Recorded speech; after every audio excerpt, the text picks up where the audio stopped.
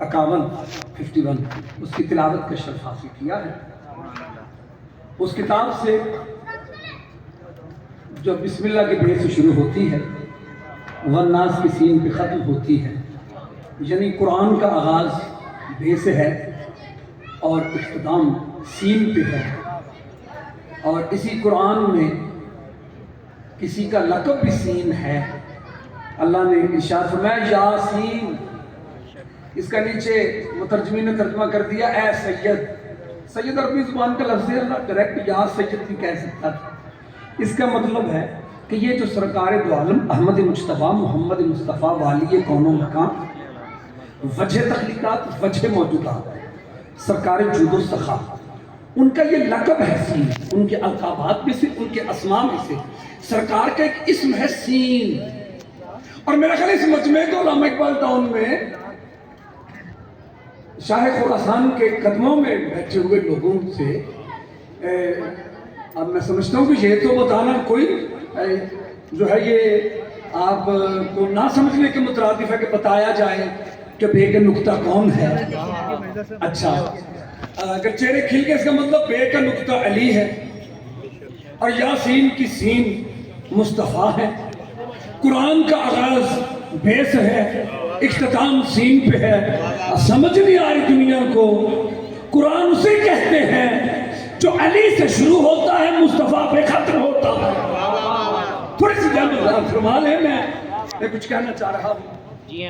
اور میں آپ کو بتاؤں، ہم خطیب ذاکر سوچتے ہیں کہ موضوع کون سا ہونا چاہیے اور بات کو کیسے لے کے چلنا ہے۔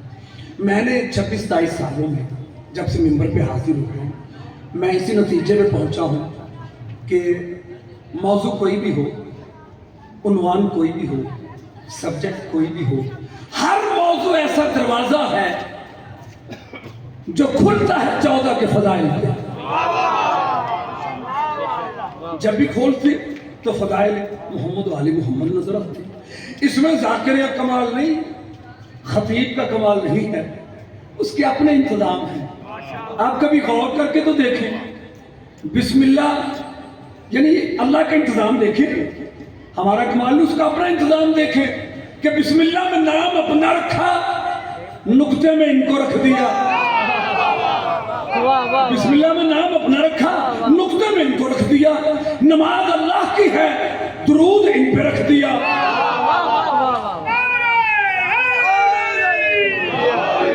یعنی یہ اللہ کا خالق کا انتظام ہے، اس میں کسی کا کوئی کمال نہیں کہ بسم اللہ میں نام اپنا رکھا، اللہ نے نقطے میں انہیں رکھ دیا۔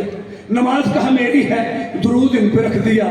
رمضان نام اللہ کا ہے، لیلۃ القدر ان کے لیے ہے۔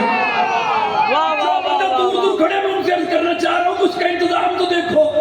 کعبہ گھر اپنا بنوایا، دیوار میں در ان کے لیے ہے۔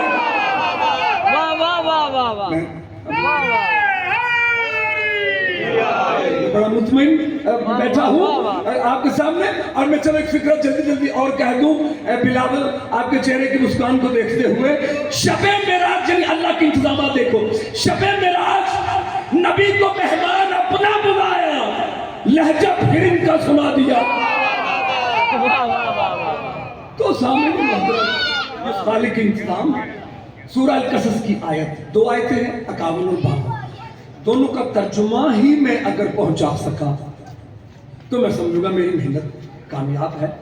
خالق کے ارشاد ہوتا ہے وَالَّذِينَ آتَيْنَاهُمُ الْكِتَابَ مِنْ قَبْلِهِ هُمْ بِهِ يُؤْمِنُونَ۔ اللہ کہتا ہے کچھ لوگ ہیں جنہیں ہم نے قرآن عطا کر دیا نازل ہونے سے پہلے۔ تھوڑی سی طبیعت تو ملائیں، میں کچھ کہنا چاہ رہا ہوں۔ ملک صاحب، میری خواہش ہوتی ہے طالب علمانہ طور پر آپ احباب کی صحبت میں بیٹھنے سے کہ کچھ نہ کچھ طالب علمانہ طور پر محنت کی جائے اور وہ پیش کی جائے، تو میں حفظ کرنا چاہ رہا ہوں۔ سورہ القصص کی آیت ہے، پھر لفظ پر لفظ آپ سنیے گا۔ الذین، لوگ، یہ جمع کا لفظ ہے الذین، یعنی الذین ایک، اللذان 2، الذین 3 یا اس سے زیادہ، یعنی جمع کا لفظ ہے۔ اب سنیں، الذین آتیناہم الکتاب من قبلہ بہ یؤمنون، اللہ کہہ رہے ہم نے کچھ ہیں ہستیاں جنہیں قرآن عطا کر دیا نازل ہونے سے پہلے، میں دیر نہ کروں، کون ہیں وہ لوگ جنہیں نازل ہونے سے پہلے ہی عطا کر دیا گیا، یعنی ابھی نازل نہیں ہوا اور انہیں عطا کر دیا گیا۔ یہاں رک کے میں ایک بات اور آپ سے کہتا ہوں، تورات کا معنی ہمارے مسلمانوں کی کتابوں میں بڑا عام لکھا ہے۔ تورات ورات سے ہے، باطل قوتوں پر پردہ ڈال دینے والی کتاب، دبا دینے والی، چھپا دینے والی، باطل قوتوں کو روک دینے والی کتاب۔ اچھا، زبر سے ہے۔ زبر عربی زبان میں کہتے ہیں سالڈ شے کو، کسی مضبوط چیز کو، ایسی کتاب جو باطل قوتوں کے سامنے ایک مضبوط خدا کا کلام۔ بسم اللہ۔ انجیل یہ اینجل ہیبرو لینگویج میں، عبرانی زبان میں فرشتے کو، اور انگلش میں بھی فرشتے کو کہتے ہیں۔ انجیل ایسی کتاب، ایسا کلام، اللہ کا ایسا کلام جو فرشتے کے ذریعے مخلوقات تک پہنچا، انجیل کہتا ہے۔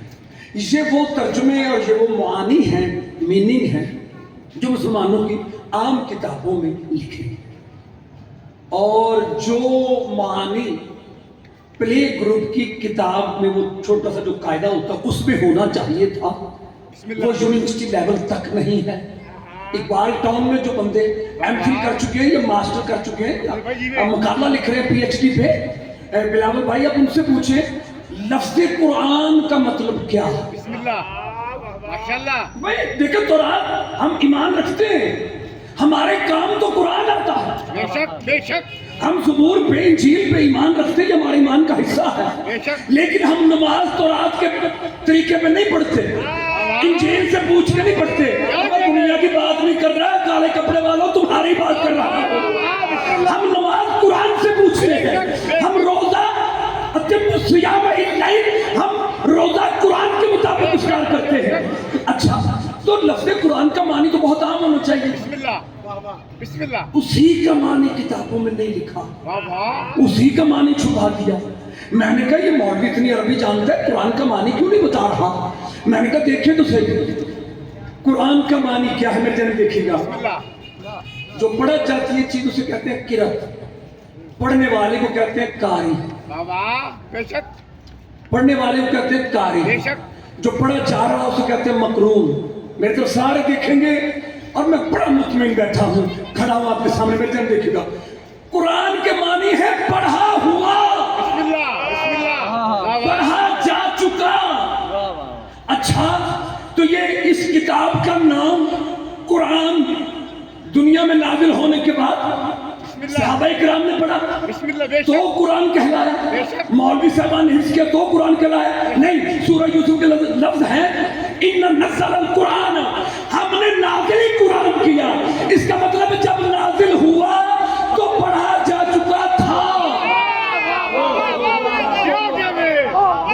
سہمت تو فرمائے، میں کچھ کہنا چاہ رہا ہوں۔